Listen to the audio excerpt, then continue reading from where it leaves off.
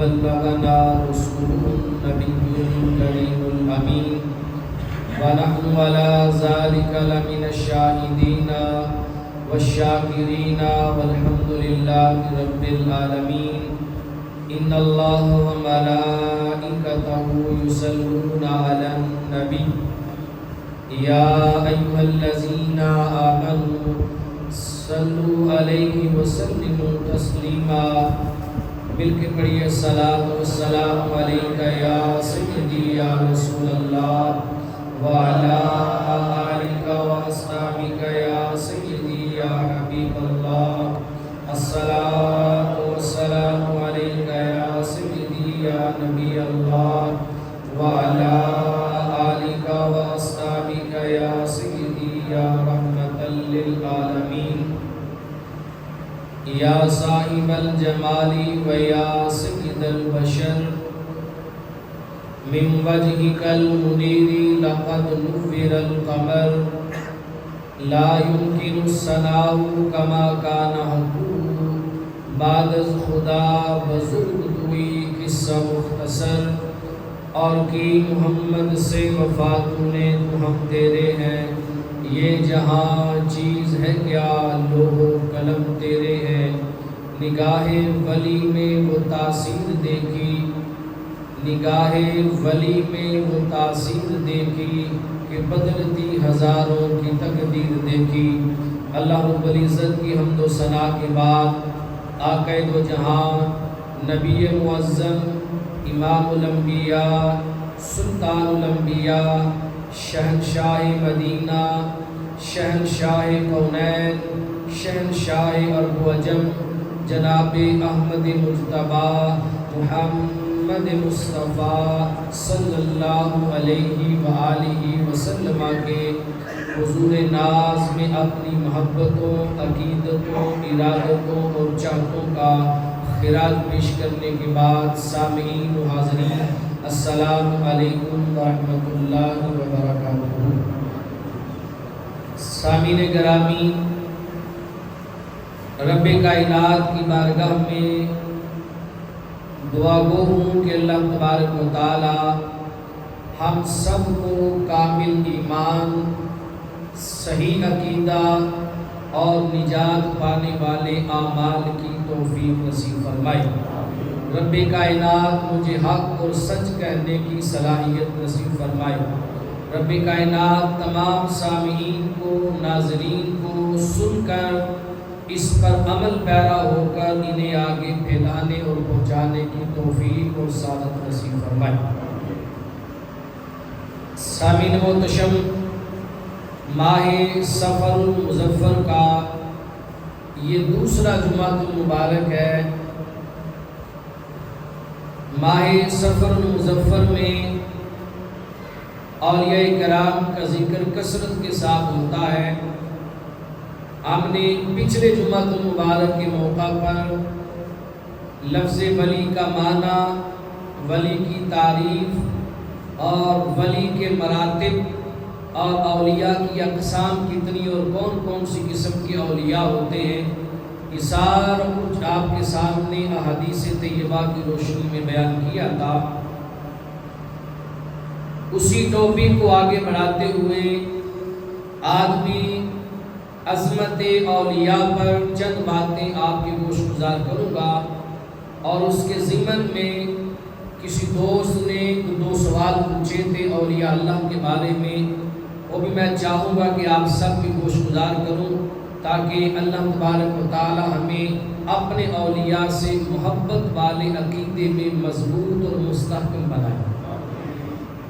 خالق کائنات نے کلام مجید میں 11ویں پارے کے اندر ارشاد فرمایا، الا ان اولیاء اللہ لا خوف علیہم ولا هم یحزنون، فرمایا خبردار، بے شک اللہ تعالیٰ کے اولیاء یہ وہ عظیم ہستیاں ہیں، لا خوف علیہم ولا هم یحزنون، جنہیں نہ کسی قسم کا خوف ہے اور نہ ہی یہ ہستیاں غم زدہ ہوتی ہیں۔ اولیاء اللہ کا رب کائنات کی بارگاہ میں بڑا مقام ہے، ان کی بڑی شان ہے، بڑی عظمت ہے، اور رب کائنات نے اپنے اولیاء کرام کو بے شمار اختیارات سے نوازا ہے۔ رب کائنات نے انہیں روحانیت اور نورانیت کے میدان کا بے تاج بادشاہ بنایا ہے۔ رب کائنات کے انوار و تجلیات کا ظہور براہ راست اللہ کے اولیاء کے قلب اطہر پر ہوتا ہے، اور جہاں جہاں اللہ تبارک و تعالیٰ کے اولیاء موجود ہوتے ہیں، رب کائنات ان ہستیوں کے صدقے اور ان ہستیوں کے توفیل سے اپنی مخلوق کو رزق بھی عطا فرماتا ہے۔ رب کائنات ان کی دعائیں بھی قبول فرماتا ہے، اور رب کائنات ان کے توسل سے مصیبتوں اور پریشانیوں کو دور بھی فرماتا ہے۔ اولیاء اللہ ان کے پاس حضور علیہ السلام کا فیض نبوت ہے۔ یہ میں نے پہلے بھی عرض کیا تھا کہ نبوت کا دروازہ حضور علیہ السلام پر آ کر بند ہو گیا، اور رب کائنات نے اپنے محبوب صلی اللہ علیہ وآلہ وسلم کو خاتم النبیین بنایا۔ نبوت حضور علیہ السلام پر ختم ہو گئی، لیکن ولایت حضور کی امت میں قیامت کی صبح تک چلتی رہے گی۔ ولایت کا دروازہ رب کائنات نے بند نہیں فرمایا، ولی بننے بند نہیں ہوئے، نبی آنے بند ہو گئے۔ اب جو فیض نبوت تھا، وہ فیض نبوت اللہ تعالیٰ نے ولایت کے ذریعے حضور کی امت کو پہنچایا۔ ولیوں نے جو فیض حاصل کیا ہے وہ بھی بارگاہ مصطفیٰ سے حاصل کیا ہے۔ حضور علیہ السلام نے مولا علی شیر خدا رضی اللہ تعالی عنہ کی ولایت کا اعلان فرمایا، اور مولا علی شیر خدا رضی اللہ تعالی عنہ کی ولایت سے آگے پھر چشمے پھوٹے۔ چشمے پھوٹے، کو سلسلہ قادریہ کا چشمہ تھا، کو نقشبندیہ کا چشمہ تھا، کو سہروردیہ کا چشمہ تھا۔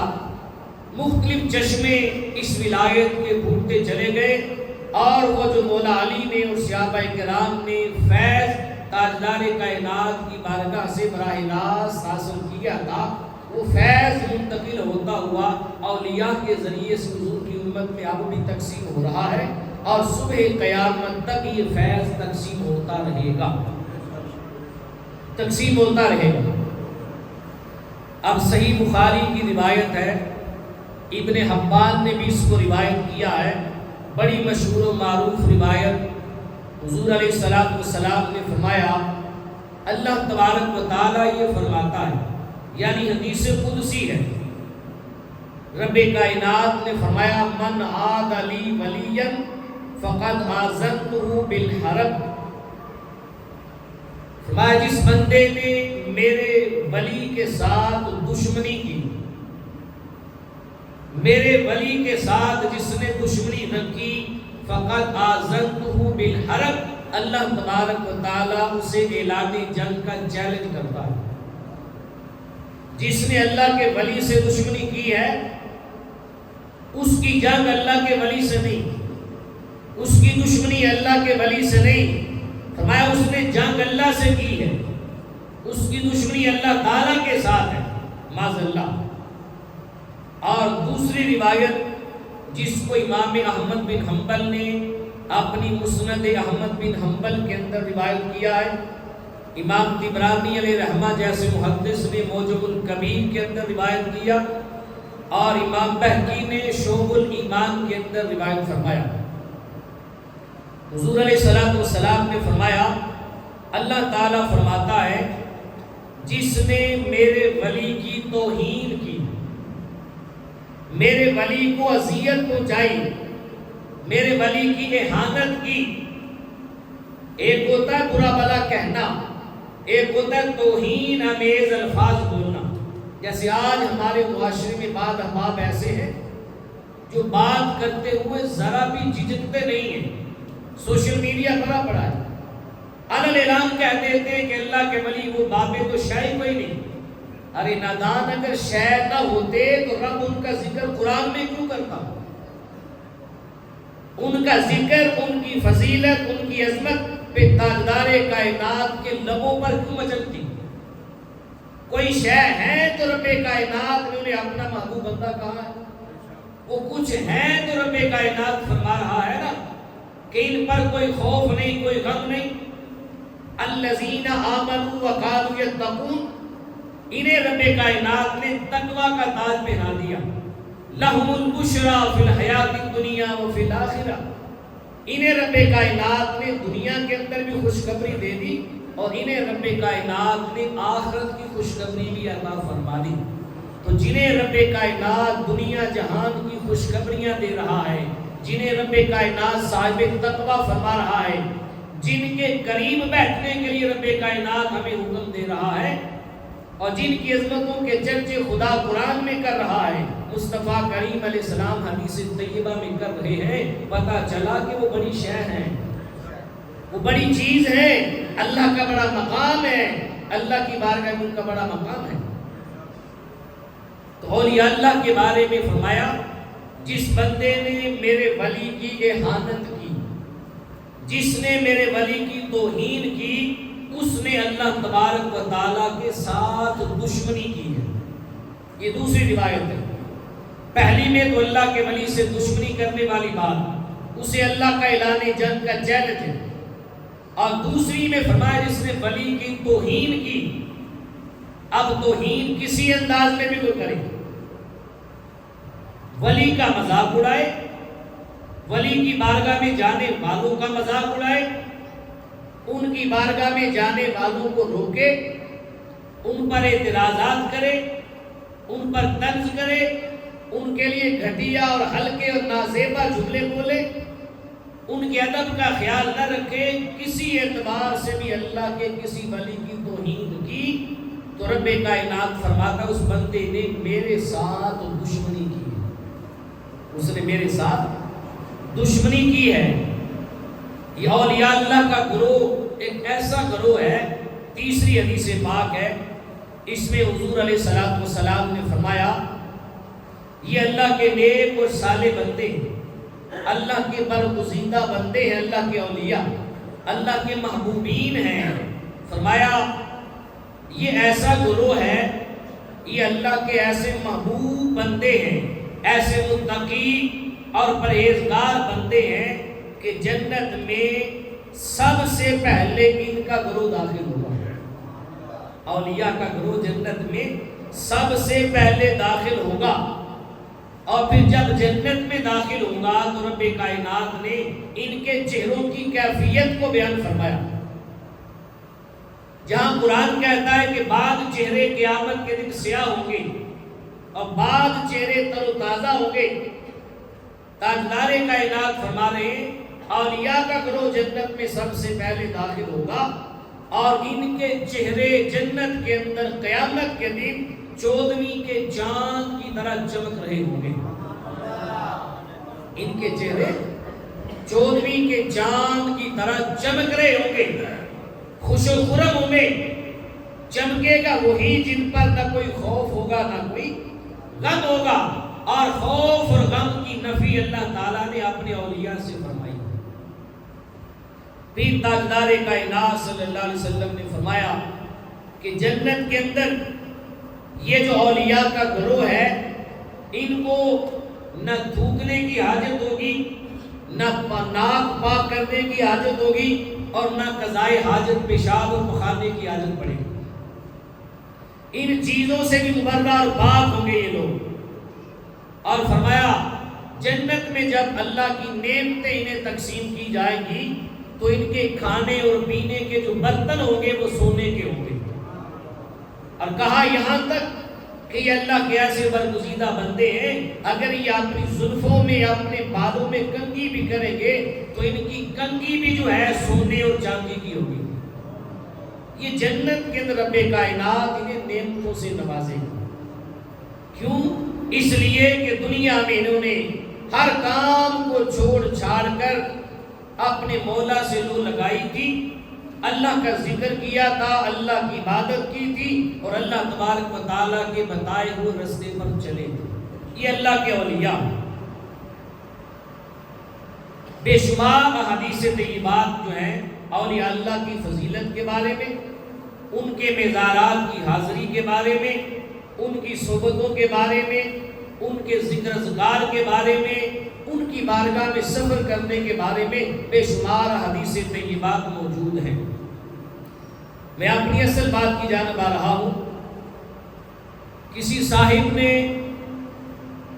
یہ پوچھا تھا کہ ہم اولیاء اللہ کے مزارات پر جاتے ہیں، یہ اللہ تعالیٰ کے برگزیدہ نیک اور صالح بندے ہیں، ان کے مزارات پر جاتے ہیں، تو ایک بات تو یہ پوچھی گئی تھی کہ ان کے مزارات پر جا کر چادریں کیوں چڑھائی جاتی ہیں؟ اللہ والوں کے مزارات پر یہ چادریں کیوں چڑھائی جاتی ہیں؟ غلاف کیوں چڑھائے جاتے ہیں؟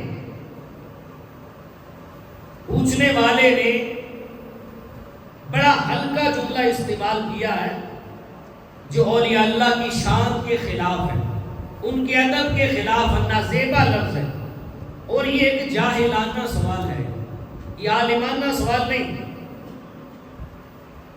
جسے بھی علم کی خیرات تھوڑی سی بھی ملی ہوگی یا ادب کی خیرات بارگاہ خدا سے تھوڑی سی بھی حاصل ہوئی ہوگی، وہ ایسا جاہلانہ سوال نہیں کرتا۔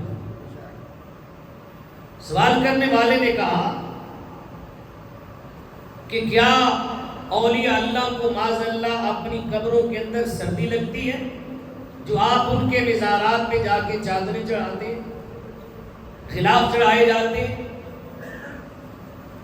دوسرا سوال تھا کہ اولیاء اللہ کے مزارات پہ جا کر بہت سارے لوگ ایسے دیکھے ہیں جو مزارات کو جا کر بوسہ دیتے ہیں اور چومتے ہیں۔ اور تیسرا سوال یہ کیا گیا تھا کہ لوگ مزارات کے سامنے سجدے کرتے ہیں، یہ بھی غلط بات ہے۔ آئے میں تینوں باتوں کو آپ کے سامنے واضح کرتا ہوں تاکہ ذہن صاف ہو جائے۔ سب سے پہلی بات، یہ جو تیسرا سوال ہے سجدہ کرنے والا، یہ بات ذہن نشین رکھیں کہ سجدہ صرف اللہ کی ذات کو ہے، سجدہ صرف اللہ کی ذات کو ہے، اللہ کے علاوہ کوئی سجدے کے لائق نہیں ہے، کوئی عبادت کے لائق نہیں ہے۔ ہاں پہلی شریعتوں میں حضور کے آنے سے پہلی شریعتوں کے اندر انبیاء علیہ الصلوۃ والسلام کو بھی سجدے ہوئے، لیکن وہ سجدے عبادت کے سجدے نہیں تھے، وہ تعظیم کے سجدے تھے۔ سجدہ تعظیمی پہلی شریعتوں میں جائز تھا، لیکن سجدہ تعبدی عبادت کا سجدہ پہلی شریعتوں میں بھی جائز نہیں تھا۔ عبادت کا سجدہ صرف اللہ کو جائز ہے، اللہ کے علاوہ کوئی معبود ہے ہی نہیں، یہ عقل فیصلہ ہے۔ آدم علیہ السلام کو اللہ نے تخلیق فرمایا تو فرشتوں کو حکم دیا میرے آدم کو سجدہ کرو۔ یہ سجدہ جو آدم علیہ السلام کی بارگاہ میں فرشتوں نے کیا تھا، یہ تعظیمی سجدہ تھا، یہ آدم علیہ السلام کی تعظیم تھی، آپ کی تقریب تھی، آپ کی عظمت و شان کو اجاگر کرنے کے لیے تھا، نہ کہ عبادت کے لیے سجدہ تھا۔ عبادت کا سجدہ صرف اللہ ہی کو ہے، اس کے علاوہ کسی کو نہیں۔ حضرت یوسف علیہ السلام کو ان کے والدین نے سجدہ کیا، بھائیوں نے سجدہ کیا۔ سورہ یوسف اٹھا کے دیکھیں آپ، یہ سجدہ تعظیمی سجدہ تھا، عبادت کا سجدہ نہیں تھا۔ تو پہلی شریعتوں میں تعظیمی سجدے جائز تھے، عبادت کے اس وقت بھی جائز نہیں تھے۔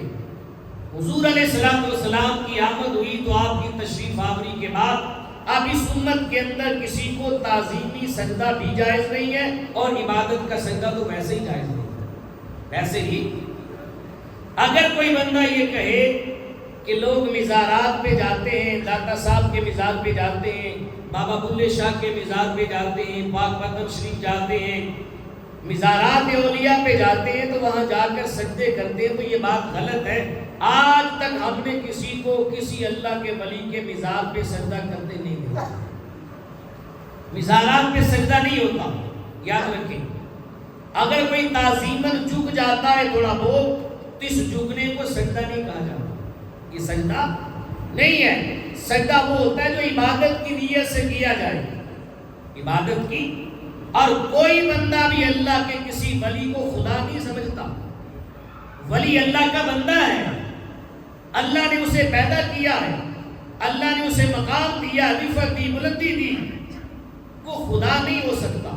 خدا کا بندہ ہے جس حال میں بھی ہو، دنیا میں ہو چاہے اپنے مزار میں ہو، خدا کا بندہ ہے۔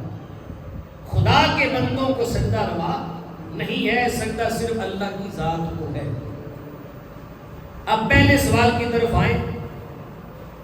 یہ کہا گیا کہ کیا صاحب مزار، جس کے مزار پہ آپ چادر چڑھاتے ہیں، کیا معاذ اللہ ان کو سردی محسوس ہوتی ہے کہ آپ چادریں ڈالتے ہیں اوپر؟ تو یہ بات تو غلط ہے، ایسی بات کہنا۔ یہ میرا جملہ اپنے پلے باندھ لیں کہ اللہ کے ولیوں کو ان کے مزارات پہ جو چادریں چڑھائی جاتی ہیں، اللہ کے ولی چادروں کے محتاج نہیں ہیں، وہ غلاف کے محتاج نہیں۔ ان کے مزار پہ غلاف چڑھائیں تب بھی وہ اللہ کے ولی ہیں، غلاف نہ چڑھائیں تب بھی وہ اللہ کے ولی ہیں۔ دونوں صورتوں میں ان کا مقام کم نہیں ہوتا، ان کا مقام اللہ کو معلوم، اللہ کے حبیب کو معلوم۔ میں نے ایک شخص سے کہا، پڑھا لکھا آدمی تھا، پروفیسر تھا، اس سے میں نے کہا سامنے لائبریری ہے بہت بڑی، اس لائبریری میں جاؤ۔ یہ بات سمجھانے کے لیے میں ایک سوالیہ انداز میں بات کر رہا ہوں۔ میں نے کہا لائبریری میں جاؤ اور جا کر بی اے کی انگلش کی بک لے کر آؤ۔ وہ صاحب جاتے ہیں اور 40 منٹ کے بعد پلٹ کے آتے ہیں۔ میں نے کہا پروفیسر ہیں، پڑھے لکھے ہیں، اور آپ کو انگلش کی ایک بک لانے میں 40 منٹ لگ گئے، اتنا ٹائم آپ نے لگا دیا؟ انہوں نے کہا لائبریری کے اندر بے شمار کتابیں تھیں، میں نے ایک خانے کو کھولا، پلٹ کے دیکھا کتابیں اور تھیں، پھر دوسرے کو دیکھا، پھر تیسرے کو، ایسے دیکھتا چلا گیا تو 40 منٹ کا ٹائم لگ گیا، پھر جا کے مجھے بی اے کی انگلش کی بک ہاتھ لی، تو 40 منٹ کے بعد میں وہ لے کر آ گیا۔ میں نے ایک عالم دین سے کہا، کیا عالم دین ہے، آپ نے بخاری، مسلم، ترمذی، ابن ماجہ، داؤد، سیاستہ پڑھی ہے؟ جاؤ آپ لائبریری سے صحیح بخاری شریف کی پہلی جلد لے کر آؤ۔ وہ حضرت لائبریری میں گئے، پہلی جلد لینے کے لیے صحیح بخاری کی، اور 50 منٹ کے بعد لے کر آئے۔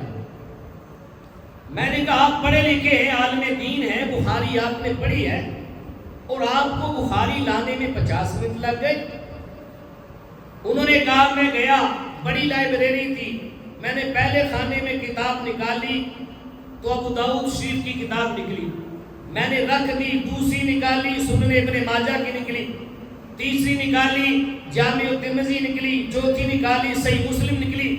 اسی طرح کتابیں میں اٹھاتا گیا، پلٹتا گیا، دیکھتا گیا، تو دیکھتے دیکھتے بالآخر ایک کتاب ایسی آئی جس پہ صحیح بخاری لکھا ہوا تھا، اور یہ کتابیں پلٹنے میں، ان کو دیکھنے میں مجھے 50 منٹ لگے، اور 50 منٹوں کے بعد ایک عالم دین بخاری کو جاننے والا صحیح بخاری لائبریری سے نکال کر لے آیا۔ پروفیسر انگلش کی بک لینے گیا تو 40 منٹ میں آیا، عالم دین بخاری لینے گیا تو 50 منٹ میں آیا۔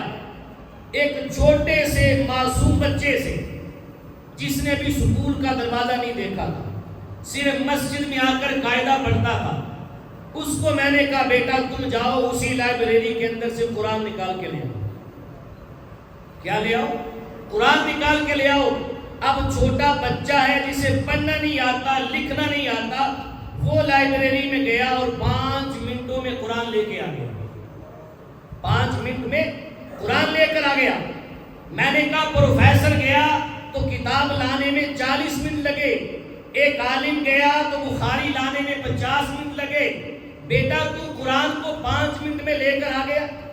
اس نے کہا مجھے پڑھنا لکھنا نہیں آتا، مجھے کتابوں کے نام نہیں آتے، میں لائبریری میں گیا، جا کر دیکھا جس کتاب پہ غلاف تھا میں اٹھا کے لے آیا، میں نے سمجھا یہی قرآن ہوگا۔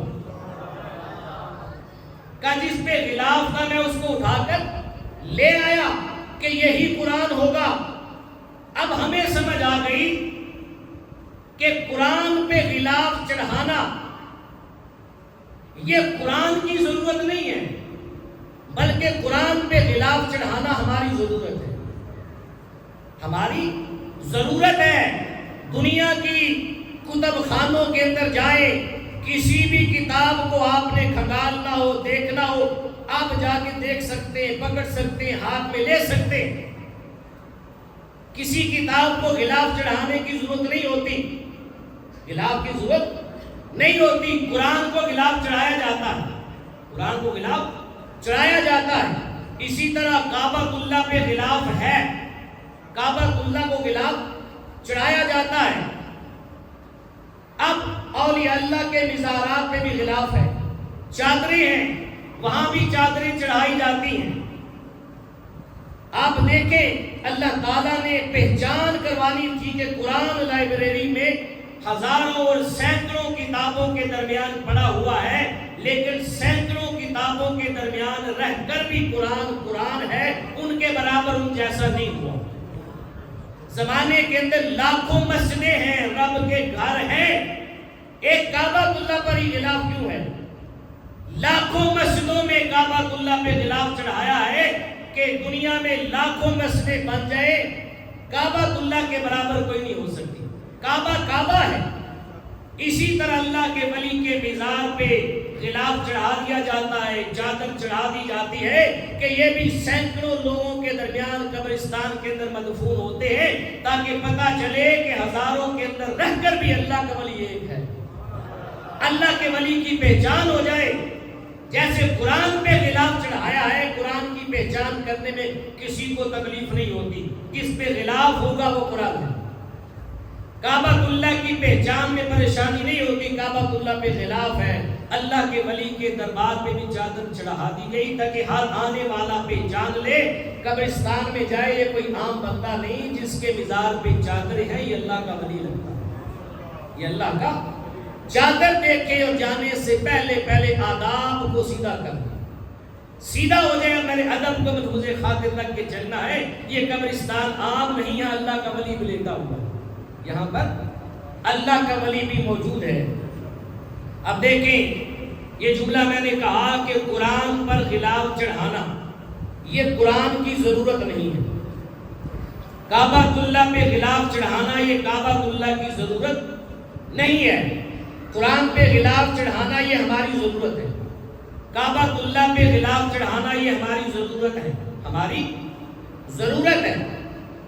ایک طالب علم ہے جس کو ہے طالب علم، عقل مند ہے، بالغ ہے، یونیورسٹی میں پڑھتا ہے، لیکن اس کو پاکی کا علم نہیں، اس کو پاکی کا علم نہیں۔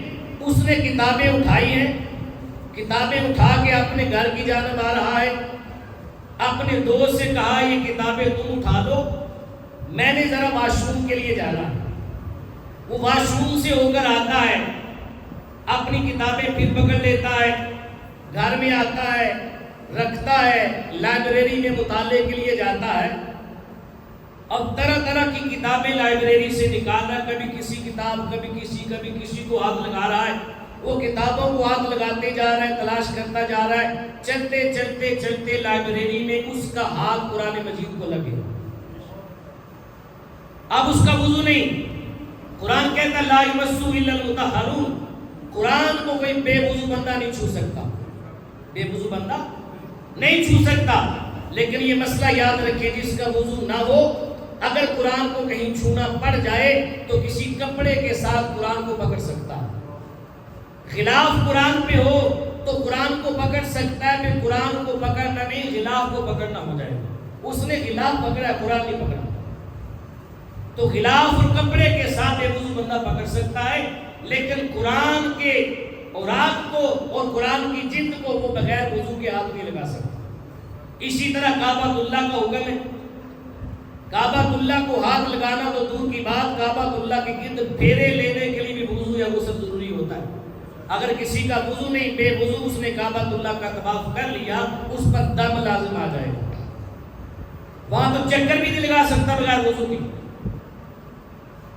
تو دیکھیں اس طالب علم نے انجانے میں غلطی میں قرآن کو ہاتھ لگا لیا، اس کی انگلیاں قرآن کو چھو گئی، اب وہ رو پڑا، زار و قطار رویا، اپنے والد کو آواز دی، والد آیا، پوچھا بیٹا کیا ہوا؟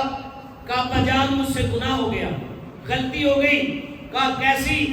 کہا قرآن لائبریری میں پڑھا تھا، میں کتابیں تلاش کر رہا تھا، وضو نہیں تھا، میں ناپاک تھا، میرا ہاتھ قرآن کو لگ گیا، میرا ہاتھ قرآن کو لگ گیا۔ تو اب دیکھیں قرآن کو چھونے کے لیے غلاف کی ضرورت تھی، تو یہ غلاف چڑھانا قرآن کی ضرورت نہیں تھی، کہ اس بے وضو بندے کی ضرورت تھی قرآن پہ غلاف چڑھانا۔ اس کی انگلیاں کتابوں کو لگ رہی ہیں۔ اب کائنات کی کسی بھی بڑی سے بڑی لائبریری میں جائیں، کسی بھی کتاب کو آپ نے چھونا ہو، پکڑنا ہو، حکم یہ نہیں کہ وضو کر کے آؤ، جس کتاب کو چاہیں پکڑ سکتے ہیں، چھو سکتے ہیں، اپنے پاس رکھ سکتے ہیں، لیکن قرآن کو چھونے کے لیے انسان کو ضرورت ہے وضو کی یا غلاف کی، وضو کی یا غلاف کی۔ تو ناپاکوں کو قرآن سے دور کرنے کے لیے قرآن کو غلاف چڑھایا جاتا ہے، قرآن کو غلاف چڑھایا جاتا ہے تاکہ ناپاک بندہ، ناپاک انگلیاں قرآن سے دور رہے۔ اگر غلطی میں چھو بھی جائے تو ہاتھ غلاف پہ لگے، قرآن پہ نہ لگے۔ کعبۃ اللہ کو غلاف ہے کہ کسی کے ناپاک ہاتھ رب کے گھر کی جانب نہ آئے، اس کے قریب پاک بندہ آئے گا، جو پاک ہوگا اس کو چھوئے گا۔ تو اب دیکھیں اگر کسی کی انگلیاں ناپاک ہیں تو قرآن کو نہیں چھو سکتی، قرآن سے پیچھے رہیں گی۔ کسی کے ہاتھ ناپاک ہیں تو کعبۃ اللہ کو نہیں چھو سکتے، پیچھے رہیں گے۔ اسی لیے حکم دیا کہ اللہ کے ولیوں کے مزارات پہ چادریں چڑھا دی جائے، غلاف چڑھا دیے جائیں۔ اگر کوئی پاک آئے گا، انگلیاں پاک ہوگی تو اللہ کے ولی کے مزار کو چھو کے آگے گزر جائے گا، اگر کوئی ناپاک ہوگا تو پیچھے رک جائے گا، کوئی ناپاک ہوگا تو پیچھے رک جائے گا۔ کہ ناپاکوں اور پاکوں میں فرق کرنے کے لیے کہ یہ مقدس مقامات ہیں، انہیں چھونے کے لیے پاک ہونا چاہیے۔ ان پہ مزارات چڑھا دیے گئے، ان پر چادریں چڑھا دی گئی۔ اب جس شخص نے یہ کہا کہ مزارات کو بوسہ دینا، مزارات کو چومنا یہ شرک ہے، یہ بدعت ہے، معاذ اللہ، یہ غلط جملے ہیں، اس کی تشریح کر رہا ہوں۔ کہا مزارات پہ لوگ جا کے بوسہ دیتے ہیں، چومتے ہیں، یہ شرک ہو جاتا ہے معاذ اللہ، لہذا مزارات پہ جانا نہیں چاہیے، یہ بات غلط۔ سینکڑوں روایات ہیں، حضور نے خود مزارات پہ جانے کی آداب سکھائے، آگے حدیث میں آ رہا۔ پھر کہا بعض نے روکنے کے لیے کہا کہ مزارات اولیاء پر لوگ سجدہ کرتے نہیں۔ یاد رکھیں میں آپ سے پوچھتا ہوں، آپ احباب مجھے بتائیں کہ والدین کے ہاتھوں کو یا پاؤں کو چومنا جائز ہے کہ نہیں؟ جائز ہے کہ نہیں؟ کسی نے کبھی منع کیا ہو؟ کوئی قرآن کی آیت دکھائے، کوئی حدیث دکھائے جس میں ہو کہ ماں باپ کے پاؤں کو بوسہ دینا گناہ، بلکہ باعث فخر بھی ہے، ادب بھی ہے۔ اگر میں آپ میں سے کسی کو کہوں کہ جاؤ اپنی والدہ کے پاؤں کو بوسہ دے کر آؤ، تو کیا آپ کھڑے کھڑے اپنی ماں کے پاؤں کو بوسہ دے لیں گے؟ نہیں دے پائیں گے۔ کھڑے کھڑے والدہ کے پاؤں نہیں چوم سکتے، اور نہ ہی والدہ اپنا پاؤں اٹھا کے آپ کے منہ کے قریب کرے گی بیٹا چوم لو، ایسے نہیں ہوتا۔ جب چومیں گے تو چومنے کے لیے جھکنا پڑے گا، چومنے کے لیے جھکنا پڑے گا، اور جب ماں کے پاؤں کو جھکیں گے تو کیفیت کون سی بنے گی؟ جیسے سجدہ ہوتا ہے، جیسے سجدہ ہوتا ہے۔ اگر آپ اپنی ماں کے پاؤں کو جھک کر چوم لے اور کوئی بندہ ماں کے پاؤں کو چومتے ہوئے دیکھ لے تو بتائیں گھر میں کوئی بھائی بہن بیٹا کوئی آپ پہ یہ فتویٰ لگائے گا کہ آپ نے ماں کو سجدہ کیا؟ نہیں۔ طریقہ کار چومنے کا ایسا، اس کے بغیر چوما نہیں جا سکتا، کیفیت ایسی ہوگی اس کے بغیر چوما نہیں جا سکتا۔ تو جب ماں کو چومنے کے لیے کیفیت کیفیت اور حالت ایسی ہوتی ہے کہ جھکنا پڑتا ہے. کوئی محبت کے ساتھ اللہ کے ولی کے مزار کو چوم لے تو کیفیت تب بھی ایسی ہوگی. چومنے کے لیے جھکنا پڑتا ہے, چومنے کے لیے جھکنا پڑتا ہے, اور جھکنے سے بندہ اس کی عبادت کرنے والا نہیں ہو جاتا. عبادت صرف اللہ کو ہے, اور کوئی مسلمان ایسی نیت نہیں کرتا, کسی مسلمان کا ایسا ارادہ نہیں ہوتا کہ ہم کسی ولی کو معاذ اللہ سجدہ کر رہے ہیں یا کسی کو خدا سمجھ رہے ہیں. اگر کسی کے ذہن میں ایسی بات ہو اسی لمحے وہ کافر ہو جائے, غلط ہے. ایک شخص مجمع کے اندر رات کے اوقات میں چیخ چیخ کر خطاب کر رہا تھا. 2 گھنٹے اس نے تقریر کی کہ غیر اللہ کو چومنا شرک ہے, غیر اللہ کو چومنا شرک ہے, غیر اللہ کو چومنا شرک ہے. 2 گھنٹے پوری رات تقریر کرتا رہا. رات کے پچھلے پہر میں گھر آیا, سو گیا, نیند آ گئی. رات تقریر کر کر کے گلا خراب ہو گیا. صبح اٹھا, اپنے گھر کے اندر رونے کی آواز پائی. پوچھا کون رو رہا ہے؟ بیوی نے بتایا تیرا بیٹا رو رہا ہے. جب بیٹے کا نام سنا تو حضرت کا دل تڑپ اٹھا. کہا میرا بیٹا رو رہا ہے. بھاگا, بیٹے کو چپ کرایا, پر بیٹا چپ نہیں ہوا. طرح طرح کا پیار کیا, محبت کی, بیٹا چپ نہیں ہوا. جب بیٹا چپ نہیں کر رہا تھا, اس بندے نے جو رات کو 2 گھنٹے چیخ چیخ کر خطاب کر رہا تھا کہ غیر اللہ کو چومنا شرک ہے, اس نے اپنے بیٹے کو سینے سے لگایا اور بیٹے کا کبھی ماتھا چوم رہا ہے, کبھی بیٹے کے لب چوم رہا ہے, کبھی رخسار چوم رہا ہے. دیکھنے والے نے پوچھا حضرت آپ تو رات کو کہہ رہے تھے غیر اللہ کو چومنا شرک ہے, بتاؤ تمہارا بیٹا کیا ہے, اسے بھی تو تم چوم رہے ہو. اس نے کہا نہیں, میں اسے محبت سے چوم رہا ہوں, اسے پیار سے چوم رہا ہوں. تو بتانے والے نے کہا ہم بھی اولیاء کے مزار میں محبت سے ہی جاتے ہیں, ہم بھی ان کے قدموں کو محبت سے چومتے ہیں. تو اس سے پتا چلا کہ چومنے کا تعلق عبادت کے ساتھ نہیں ہوتا, چومنے کا تعلق محبت کے ساتھ ہوتا.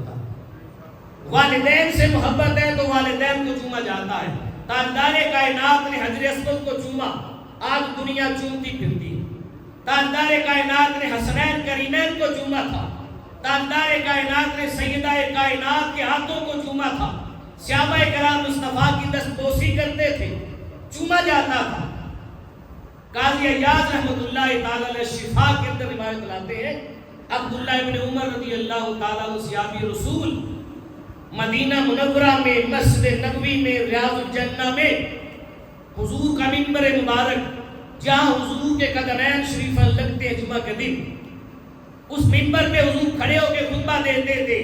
جب حضور کر جاتے عبداللہ ابن عمر صحابی رسول کیا کرتے, آپ جاتے منبر پر جہاں حضور جلوہ فروز ہوتے تھے, جہاں قدم لگتے تھے, عبداللہ ابن عمر وہاں جا کر اپنے ہاتھوں کو مس کرتے, ملتے, اور ملنے کے بعد پھر اپنے لبوں سے لگا کر بوسہ لیتے. یہ صحابی رسول کا عمل تھا. یہ کس کا عمل تھا؟ صحابی رسول کا عمل تھا. صحابی نے محبت سے چوما ہے, تو محبت سے چومنا کیا ہوتا ہے؟ جائز ہے. آپ یاد رکھیں کہ چومنا جو ہوتا ہے یہ شرک نہیں ہوتا, چومنا تو شرک کی ضد ہے, اس سے تو شرک ختم ہوتا ہے. چومنا تو شرک کا توڑ ہے, اس سے تو شرک کی جڑیں اکھڑ جاتی ہیں. غیر اللہ کو چومنا شرک نہیں بلکہ شرک کا توڑ ہے, اس سے شرک ختم ہوتا ہے. میں آپ سے پوچھتا ہوں, آپ میں سے کوئی بندہ ایسا ہے جس نے اللہ تعالیٰ کو دیکھا ہو؟ بتائیں کوئی بندہ ہے کسی کے اندر ہمت اور پاور کو دیکھ سکے؟ نہیں.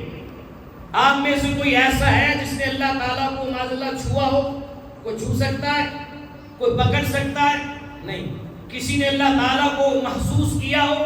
کر سکتا ہے؟ نہیں. کوئی چکھ سکتا ہے زبان کے ساتھ؟ کوئی سونگھ سکتا ہے؟ نہیں. یہ حواس خمسہ ہیں, کسی کو جاننے کے لیے ان کے ذریعے جانا جاتا ہے, یا چھو کر, یا دیکھ کر, یا سن کر, یا چکھ کے, یا پھر محسوس کر کے, یا سون کر. ان کے ذریعے خبریں ملتی ہیں, حواس خمسہ کے ذریعے. تو کوئی بندہ اللہ تعالیٰ کو دیکھ نہیں سکتا. اللہ کو لا تدرک الابصار وهو یدرک الابصار, کوئی آنکھ اللہ کا احاطہ نہیں کر سکتی, کوئی اللہ کو چھو نہیں سکتا, اس لیے کہ رب کائنات کی ذات لامحدود ہے. وہ ہر جگہ موجود ہے. اگر کسی جگہ میں مانیں گے تو محدود ہو جائے گی. تو یہ فیصلہ ہو گیا کہ رب کائنات کو کوئی بندہ چھو نہیں سکتا. جب چھو نہیں سکتا تو کوئی رب کو چھو بھی نہیں سکتا. کوئی چھو بھی نہ کوئی چھو سکتا ہے نہ کوئی چوم سکتا ہے. عیسیٰ علیہ السلام کے معجزات ان کی قوم نے دیکھے تو معجزات کو دیکھ کر کسی نے کہا خدا ہے, کسی نے کہا خدا کا بیٹا ہے. لوگ گمراہ ہو گئے. تاجدار کائنات کی امت کے اندر بھی داتا علی حجویری نے آنا تھا, ان کی کرامات کا ظہور ہونا تھا. غوث الاعظم نے آنا تھا, ان کی کرامات کا ظہور ہونا تھا. عیسیٰ علیہ السلام نے مردوں کو زندہ کیا تو لوگوں نے خدا کہہ دیا. عیسیٰ علیہ السلام نے پرندے میں جان ڈالی تو لوگوں نے خدا کہہ دیا. عیسیٰ علیہ السلام نے مرض کے مرض والے کو درست کر دیا, لوگوں نے خدا یا خدا کا بیٹا کہہ دیا. اس سے پہلے کہ کوئی غوث الاعظم کی کرامتیں دے کر, کوئی داتا علی حجویری کی کرامتیں دے کر انہیں خدا کہہ دے, حکم ہوتا ہے آگے بڑھ کے ان کو چوم لو تاکہ پتہ چل جائے جسے چوما جاتا ہے وہ خدا نہیں ہوتا. جسے چوما جاتا ہے وہ خدا نہیں ہوتا. خدا کو تو کوئی چوم ہی نہیں سکتا, کوئی چھو نہیں سکتا, کوئی دیکھ نہیں سکتا. تو اب جسے چوم لیا وہ خدا نہیں ہو سکتا, وہ خدا نہیں ہو سکتا. تو پتہ چلا کہ چومنا تو شرک کا توڑ ہے, شرک کی ضد ہے. کہ چومنے سے شرک نہیں ہوتا, گناہ نہیں ہوتا. اللہ والوں کے ہاتھ پاؤں چوم لیے جائیں تو محبت اور ادب کے ساتھ چومے جائیں. ہاں اس بات میں اختلاف ہے کہ مزارات پہ جا کر بوسہ دینا چاہیے یا نہیں. بہت سارے علماء نے منع کیا ادب کی وجہ سے, اور بہت ساروں نے دلائل دے کے اجازت بھی دی. حدیث پاک میں آتا ہے, صحیح بخاری کے اندر بھی ہے, امام حاکم نے مستدرک میں بھی روایت کیا, سنن نسائی کے اندر بھی موجود ہے, امام طبرانی نے معجم الکبیر اور معجم الاوسط کے اندر بھی روایت کیا, اور دیگر کتب حدیث کے اندر یہ روایت آئی ہے. بڑی مشہور معروف روایت ہے. حضور نے فرمایا کنت نہیتکم عن زیارت القبور فزوروها فانها تذکر الآخرہ. فرمایا میں نے تمہیں پہلے قبروں کی زیارت کرنے سے منع کیا ہوا تھا. ابتدائی دور کے اندر اسلام اتنا طاقتور نہیں تھا, بندے کم تھے. اب اللہ نے اسلام کو عزت دے دی, بدر ہم نے مار کا فتح کر لیا, اب ہم نے کئی جگہ لڑ کے فتوحات حاصل کر لی ہیں. اب تم قبروں کی زیارت کے لیے جایا کرو. فإنها تذکر الآخرہ. ایک روایت کے الفاظ ہیں فإنها تذکر الآخرہ. قبروں کی زیارت اس لیے کیا کرو کہ قبریں آخرت کی یاد دلاتی ہیں. کیا ہے؟ آخرت کی یاد دلاتی ہے. انہیں دیکھ کر آخرت کی یاد آتی ہے, بندہ اعمال کرتا. سنن نسائی کے دوسری روایت کے الفاظ ہیں فَتُذَكِّرُ الْمَوْتَ. قبروں کی زیارت اس لیے کیا کرو کہ یہ موت کی یاد دلاتی ہے, انہیں دیکھ کے اپنی موت یاد آتی ہے. اور ایک تیسری روایت میں المستدرک میں امام حاکم نے جو روایت کی اس میں الفاظ ہیں فَإِنَّهَا تُذَكِّرُ عِبْرَةً. کا قبروں کی زیارت کیا کرو, مزارات پہ جایا کرو, اس لیے کہ انہیں دیکھ کر انسان کو عبرت اور نصیحت حاصل ہوتی ہے. انسان کو عبرت اور نصیحت حاصل ہوتی ہے. اور چوتھی روایت میں حضور علیہ السلام نے فرمایا تم قبور کی زیارت کیا کرو, اللہ والوں کے مزارات پہ جایا کرو. فَإِنَّهُ يَعْرِفُ الْقَلْبَ وَيُدْمِعُ الْعَيْنَ وَيُذَكِّرُ الْآخِرَةَ. مایا قبروں کی زیارت کرنے سے بندے کا دل نرم ہوتا ہے. دل کیا ہے؟ نرم ہوتا ہے, دل کی سختی ختم ہوتی ہے. اور پھر وَيُدْمِعُ الْعَيْنَ, اور آنکھوں میں آنسو آتے ہیں, آنکھوں میں آنسو آتے ہیں, آخرت کی یاد آتی ہے. وَتُذَكِّرُ الْآخِرَةَ, اور بندے کے دل میں آخرت کی یاد بیٹھ جاتی ہے. ان اللہ والوں کے مزارات پر جایا کرو. مزارات پر حضور علیہ السلام خود ہر سال شہدائے احد کے مزارات پر جایا کرتے تھے, ان کی زیارت خود جایا کرتے تھے. حضور کے بعد سیدنا صدیق اکبر اپنے 2.5 سالہ دور میں ہر سال جایا کرتے تھے.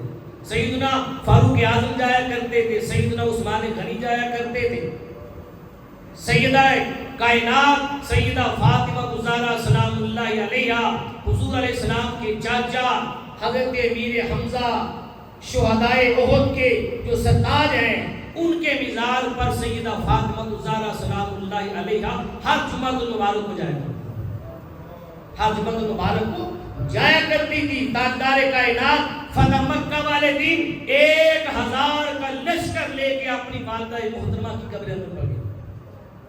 1000 کا لشکر لے کے تاجدار کائنات اپنی والدہ محترمہ کی قبر پر گئے. اس سے پتہ چلتا ہے مزارات پر جانا چاہیے. آخرت کی یاد آتی ہے, موت کی یاد آتی ہے, دل نرم ہوتا ہے, آنکھوں میں آنسو آتے ہیں, اللہ قبول فرماتا ہے. آخری جملہ, اب مزارات میں جا کر بہت سارے علماء نے یہ بات کہی ہے کہ مزارات میں چونکہ معاشرہ ماحول اس طرح کا ہوتا ہے, ادب نہیں رہتا. جیسے حضرت اسود کو بوسہ دینے کے لیے دکم پیر ہوتی ہے, ایسے مزارات میں بوسہ دیں گے دکم پیر ہوگی, ادب نہیں رہے گا, ادب نہیں رہے گا. لہذا 4 قدم پیچھے کریں گے, 4 قدم. یہی سیدنا اعلیٰ حضرت رحمۃ اللہ تعالیٰ علیہ نے فتح رضیہ میں لکھا, 4 قدم مزار سے پیچھے پاؤں کی جانب کھڑے ہو جائیں اس طریقے سے کہ پشت قبلے کی طرف ہو, چہرہ مزار کی طرف. تاجدار کائنات کے روزے پر بھی جائیں تو ایسے چہرہ انور حضور کی طرف اور پشت قبلے کی طرف. 4 قدم پیچھے کھڑے ہو کے قرآن پڑھے, درود و سلام پڑھے, ذکر اذکار کریں, دعائیں مانگے, زیارت کریں, پھر پلٹ کے آئیں. اس میں ادب ہے. اگر آپ دوسروں کو دھکے دے دے کے آگے جائیں گے, چھوٹنے کی کوشش کریں, گرے پڑیں گے, تو آپ کی دعائیں وہاں دھری کی دھری رہ جائیں گی, بے ادبی ہو جائے گی. اس لیے ادب کی وجہ سے روکا گیا ہے. اگر کوئی چوم لیتا ہے تو چومنا شرک نہیں, گناہ نہیں, حرام نہیں, جائز ہے. علماء نے اس کے جواز کے بھی فتوے دیے. اللہ پاک ہم سب کو اولیاء اللہ کا ادب نصیب فرمائے. اللہ پاک ان کی بارگاہوں سے فیض نصیب فرمائے. وما علیہ الا البلاغ.